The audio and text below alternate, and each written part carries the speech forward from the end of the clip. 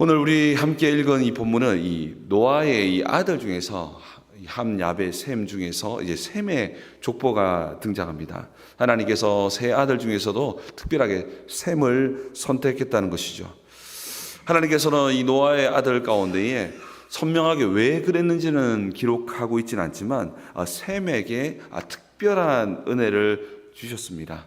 그 은혜는 바로 그 가문을 통해서, 이 아들 중에서 그 가문을 통해서 이 메시아의 언약이 흐르게 하신 것입니다.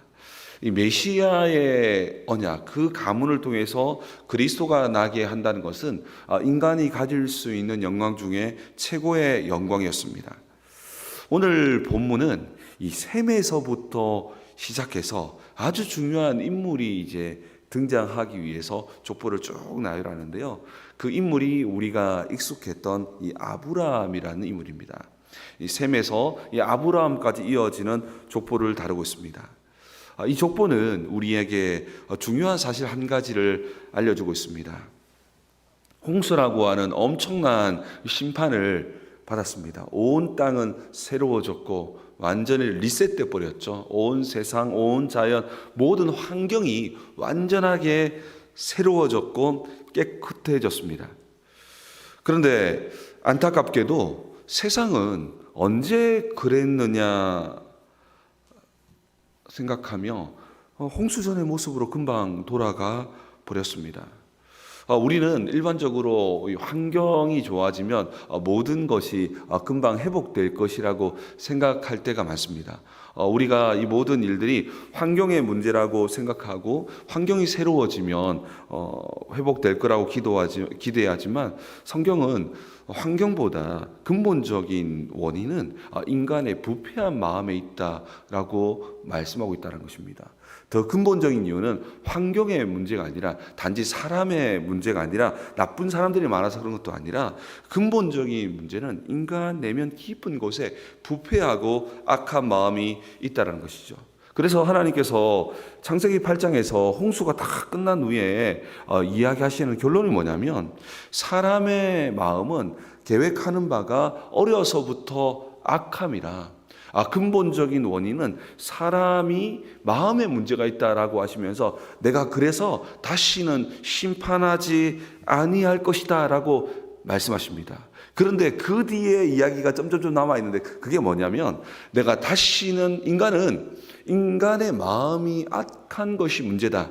그러니까 다시는 심판하지 않을 것이다 라고 하면서 하지 않았던 말씀이 뭐냐. 이제는 다른 방법으로, 이제는 두려움이 아니라 사랑의 방법으로 인간을 바꿈을 통해서 세상을 바꿀 것이다 라고 하는 말들이 숨어 있는 것입니다.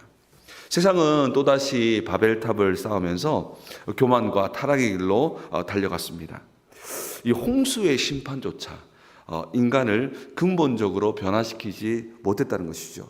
두려움 가지고는 하나님께 우리가 이런 일을 하면 벌받아 라고 하는 이 두려움만으로는 근본적으로 세상을 바꿀 수 없다는 것이죠. 인간에게 아무리 극도의 두려움을 준다 하더라도 잠깐 바뀌어진 모습을 보여준다 하더라도 이 두려움만 가지고는 세상을 바꿀 수 없다라는 것입니다. 그래서 하나님께서는 이 아브라함을 부르셔서 하나님의 사랑을 선명하게 그리스도를 통해서 보여주기 위한 계획을 준비하시고 이제 이루신다는 것입니다. 홍수의 심판조차, 여러분 홍수의 심판 얼마나 무섭습니까? 정말 온 세상의 모든 사람이 죽어버렸고 모든 자연 만물조차도 완전히 멸해버렸으니까 얼마나 두렵습니까? 이 두려움조차도 노아의 가족들은 완전히 예수 믿는 가족, 하나님을 신뢰하는 가족이었지만 결국 그 가족들을 통해서 이룬 세상은 결국 이와 같이 홍수전의 모습으로 돌아갔다는 것입니다. 하지만 이 홍수의 심판조차 인간을 근본적으로 바꾸지 못하고 세상을 근본적으로 바꾸지 못했습니다. 하지만 하나님께서는 이런 세상을 결코 포기하지 않으십니다. 그리고 이제 근본적으로 인간의 근본적인 마음을 변화시킬 위대한 계획을 하나님은 세우신다는 것입니다. 여러분, 그렇기 때문에 우리가 받은 복음의 본질은요, 우리의 마음을 바꿈을 통해서, 우리의 악한 마음을 바꿈을 통해서 세상을 바꾸는 것입니다. 하나님께서 보시니까 다 홍수 심판에 안 바뀌니까 결국 그렇구나. 사람의 마음이 바뀌어지는 것은 단순히 윤리적인 문제가 아니라 이 사람이 바뀌어진 마음이 시간이 지나고 나면 결국 세상의 바뀌어짐까지도 이루어내는 것을 보시고 그 일을 준비하시는 것입니다. 하나님은 이런 세상을 결코 포기하지 않으십니다. 인간의 근본적인 마음을 변화시킬 위대한 계획을 세우시고 그 구원의 통로를 위해서 한 사람, 역사상에서 한 사람을 준비하시는데 그 사람이 바로 오늘 이 본문이 향하고 있는 주인공이 바로 아브라함입니다. 우리는 오늘 말씀을 통해서 정말로 아브라함을 부르시고 이끌어 가시는 하나님의 세밀한 계획을 살펴보았으면 좋겠습니다. 오늘 본문 10절에서는 이 셈의 족보는 이러하니라라고 시작하고 있습니다. 셈의 족보는 이러하다라고 이야기하면서 이제 홍수 후의 역사들을 기록하고 있는 것입니다. 바벨탑 사건 직후에 이와 같이 족보를 이렇게 나열합니다. 셈의 족보에 집중하는데요. 하나님께서는 이와 같이 바벨탑 사건처럼 인간들이 타락하고 하나님을 대적하고 하나님을 모함한다 할지라도 하나님은 이제는 이 백성들을, 이 땅을 포기하지 않으시고 하나님은 특별한 사람에게 복을 주셔서 복음의 줄기를 준비하시는 장면이 바로 이 족보라는 것입니다. 오늘 본문 10절에서 25절까지 복잡하게 이름이 나열되어 있지만 여기에서 한 가지 살펴볼 수 있는 것은 쭉 읽어보면 인간의 수명이 급격하게 줄어들고 있는 것을 보게 됩니다. 죄로 물든 인간의 생명력이 쇠퇴하고 있음을 보여주는 것입니다. 이것 또한 노아의 홍수의 심판의 흔적입니다. 동시에 인간은 스스로 구원할 수 없는 철저한 한계를 가진 존재임을 또한 보여주고 있습니다. 이 원어로 볼 때 셈이라고 하는 이 단어는 이름 그 자체라는 그런 의미인데요. 사실 이 부분들이 사실 바벨탑 사건과 조금 대조됩니다.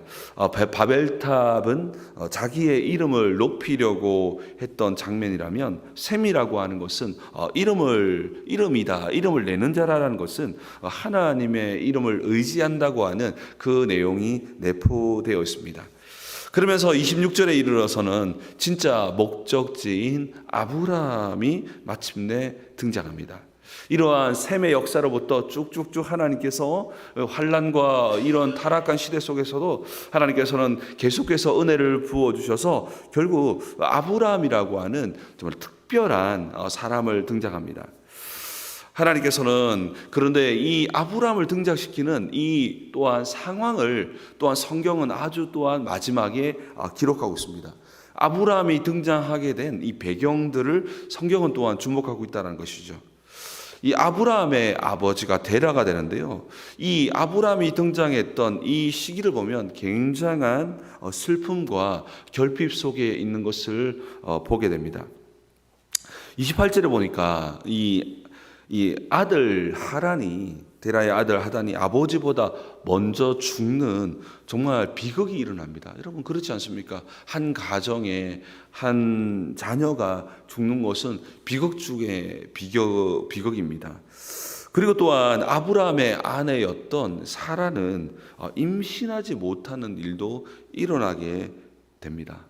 이 당시에는 비극과 불임이, 여러분 불임은 우리가 생각하는 것보다, 여러분 성경 설교를 많이 들어서 알겠지만 생각보다 어마어마한 어려움이었습니다.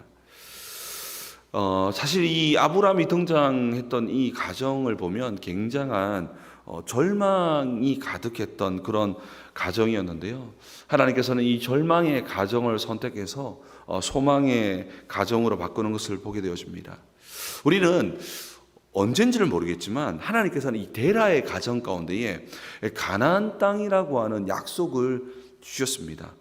구체적으로 어떻게 주었는지를 성경은 기록하고 있는데 분명히 이 데라는 이 가나안 땅이라고 하는 이 가정 자체가 이 가문에서 이 가나안 땅이라고 하는 약속을 받게 됩니다. 그래서 이 데라는 가나안 땅을 향해서 그 아버지가 먼저 약속의 땅을 향해서 걸어갑니다. 그 약속의 땅을 향해서 자기의 갈대아 우르를 떠나서 이렇게 가나안 땅을 떠나는 거예요. 데라가 그 가족들과 함께 이제 떠나는데요. 그런데 이 하란이라고 하는 중간 정도 되는 지점입니다. 중간 정도 하는 지점에 잠시 이렇게 머뭅니다. 그런데 문제는 이 하란 땅에서 주저앉고 말아버립니다. 우리 창세기 11장 31절 말씀을 같이 읽도록 하겠습니다. 창세기 11장 31절입니다. 읽겠습니다. 시작. 데라가 그 아들 아브라함과 하란의 아들인 그의 손자 롯과 그의 며느리 아브라함의 아내 사레를 데리고 갈대아인의 우르를 떠나 가나안 땅으로 가고자 하더니 하란에 이르러 거기 거류하였으며. 아멘. 여러분, 분명히 이 데라의 가정 가운데 하나님께서 이 가나안 땅으로 가라라고 하는 그 약속을 주셨는데, 이 데라가 이 하란이라고 하는 지역 또한 이 갈대아 우르처럼 살기가 굉장히 좋았거든요. 그러다 보니까 거기에 머물러 버렸다, 거기 정착해 버렸다라고 성경은 강조하고 있습니다. 데라가 약속의 땅을 향해서 걸어가다가 이 하란에서 결국 거류하고 여기에서 생을 마감해 버립니다.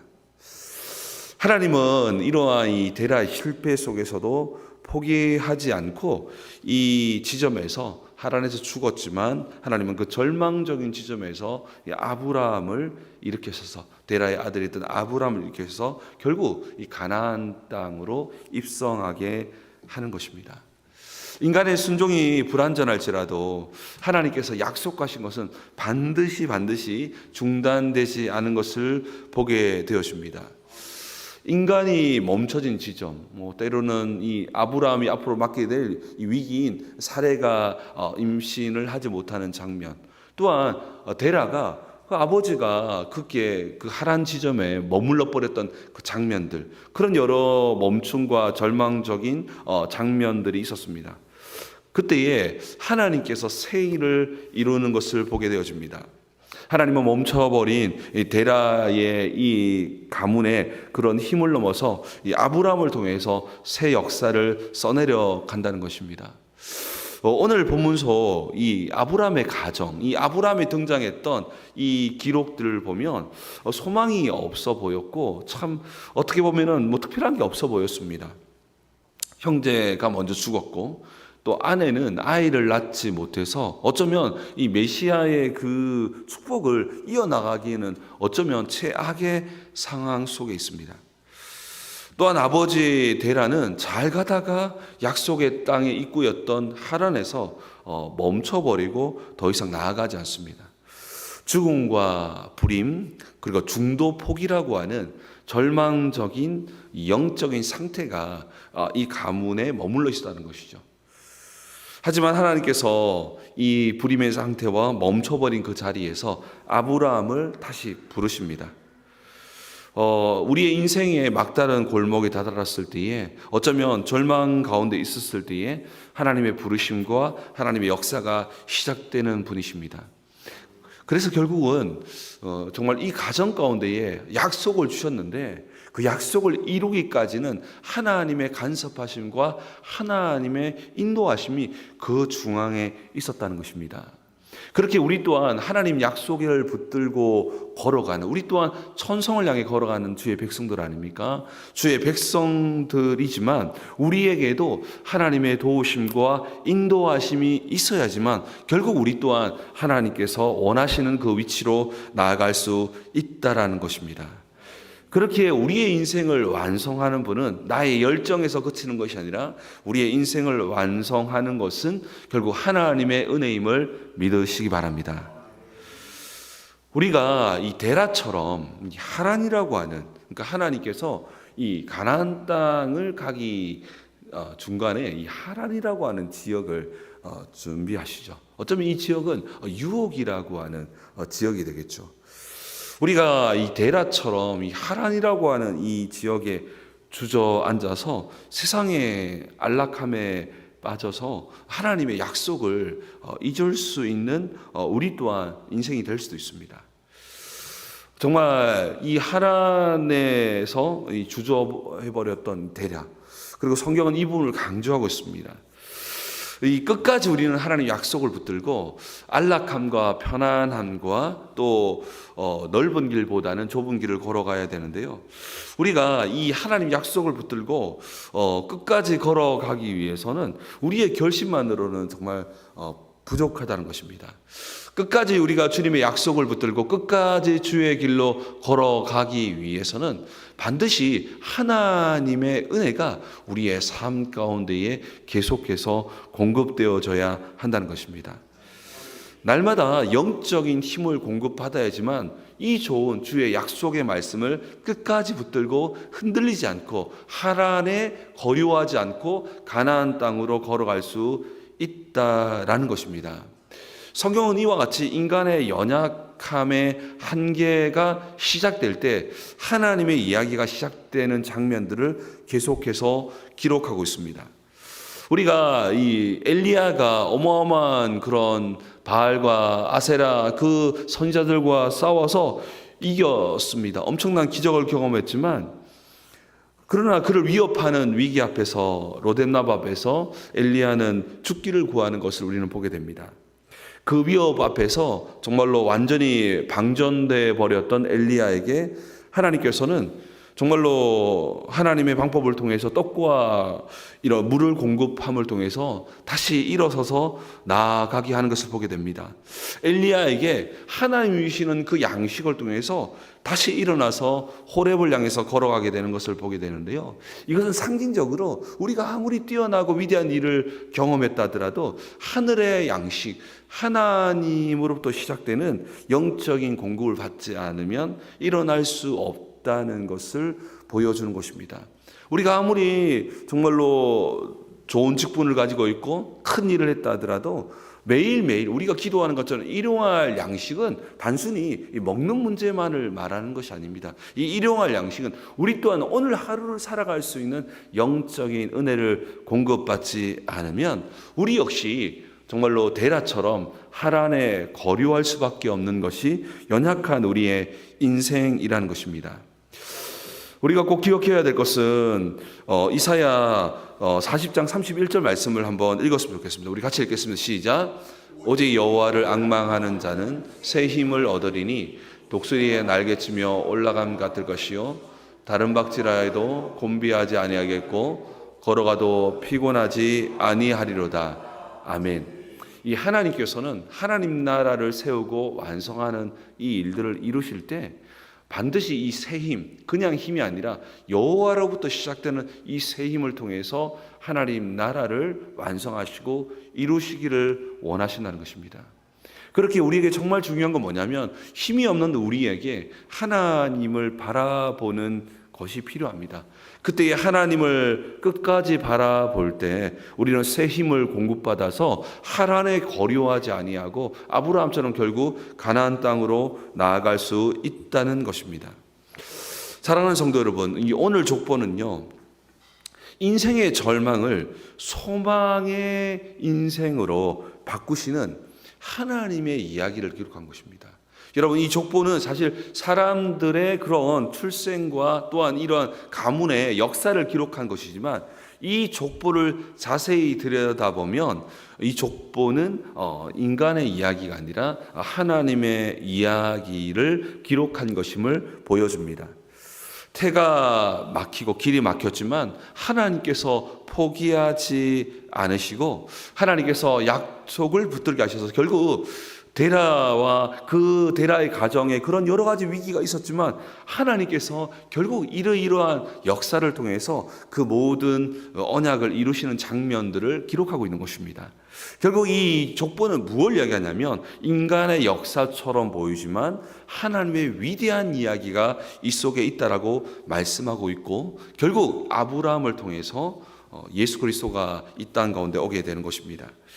우리의 삶이 데라와 같고 또한 우리의 삶이 어렵다 하더라도 하나님을 바라볼 때에 하나님께서 세임 주셔서 하나님께서 우리의 인생 가운데 하나님의 이야기로 채워 나가는 것이 바로 신앙이라는 것입니다. 여러분, 오늘 이 족보는 그냥 인간의 그런 역사를 기록한 것이지만 인간의 연약함 속에서 하나님의 이야기로 채워 나가는 것이 바로 하나님의 놀라운 계획이며 하나님의 뜻이며 이것이 바로 신앙의 여정이라는 것입니다. 그때 우리 하나님께서는 절망의 인생을 소망의 인생으로 바꾸셔서 우리의 인생을 통해서도 주님의 놀라운 뜻을 이루실 줄 믿습니다. 그래서 우리의 연약함은 정말로 우리 인간적인 절망의 원망의 소리로 가득한 스토리가 아니라 우리의 연약함과 우리의 부족함 가운데에 우리의 인생 가운데서도 하나님의 이야기로 충만해지는, 정말로 하나님의 역사로 충만해지는 우리의 인생 되기를 주의 이름으로 축복합니다. 우리 함께 기도하기를 원합니다. 우리 기도할 때 오늘 이 족보 속에서는 절망적인 상황이 가득한 그때에 하나님께서 새 역사를 이루시고 새 사람을 세우셔서 새 일을 이루시는 것을 보게 됩니다. 우리 정말 기도할 때 하나님 아버지, 오늘도 내 삶에 어려운 일들 가득하고 우리의 가정에 어려운 일들 가득하지만 그 어려운 일들 속에서 절망하고만 있는 것이 아니라 하나님을 바라볼 때에 하나님께서 하나님의 이야기로 우리의 인생을 채워가는 것을 우리 또한 경험하고 경험하는 우리의 삶 되게 도와달라고 우리 오늘 말씀을 기억하며 주여 한번 부르시는 기도합니다. 기도하겠습니다.